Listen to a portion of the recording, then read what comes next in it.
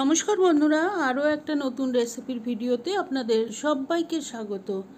আজকে তৈরি করছি দারুণ টেস্টি সবুজ কচুরি বা সবুজ ডালপুরিও বলা যেতে পারে। এখন তো সারা বছরই বাজারে ধনেপাতা পাওয়া যায়, তার সাথে আবার সামনে আসছে শীতকাল, প্রচুর পরিমাণে ধনেপাতা পাওয়া যাবে। তো আপনারা কচুরিটা যে কোনো সময় ট্রাই করে দেখতে পারেন। আর এটা কিন্তু বেশ হেলদিও হতে পারে। তো আসুন দেখে নিই রেসিপিটা। নিয়েছি 1 কাপ আটা আর 1 কাপ ময়দা। একটু বেশি হেলদি করার জন্য শুধুমাত্র ময়দা দিলে তো কচুরিটা ভীষণ ভালো হয়, কিন্তু আমি আটা ময়দা মিশিয়ে ব্যবহার করেছি। আন্দাজ মতো লবণ আর 3 টেবিল চামচ সাদা তেল দিয়ে প্রথমে ময়াম দিয়ে নিয়েছি, আর তারপরে ঈষৎ উষ্ণ গরম জল দিয়ে আমি এটাকে মেখে নিচ্ছি।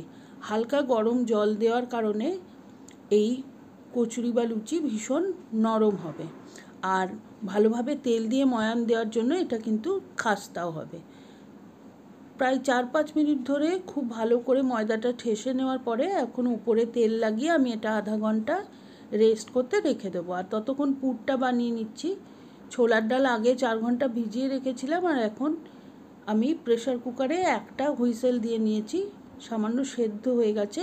তার সাথে দিয়ে দিয়েছি 1 ইঞ্চি পরিমাণ আদার টুকরো, 4-5টা কাঁচা লঙ্কা, যেমন ঝাল খান সেই অনুযায়ী দেবেন। আর দিয়ে দিয়েছি বেশ খানিকটা ধনেপাতা।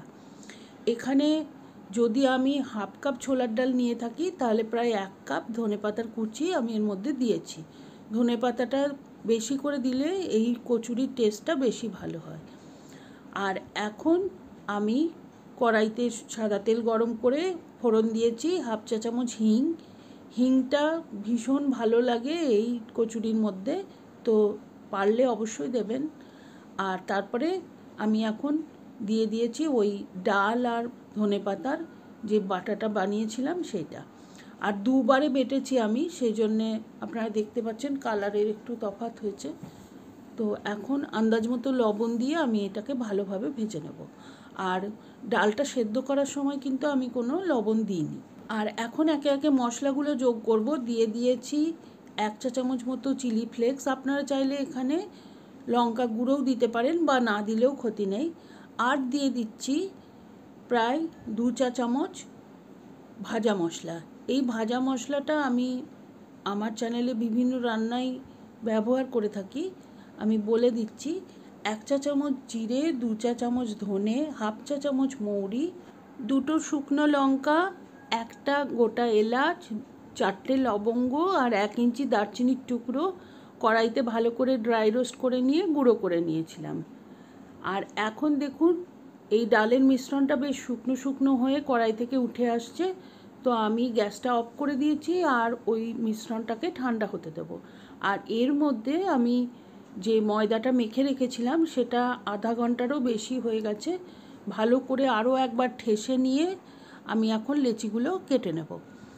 নর্মাল যে লুচি হয় তার থেকে একটু ছোট ছোট হবে লেচিগুলো, কেননা এর মধ্যে ডালের পুর ভরার পরে কিন্তু কচুরিগুলোর সাইজটা বেশ বড় বড়ই হবে।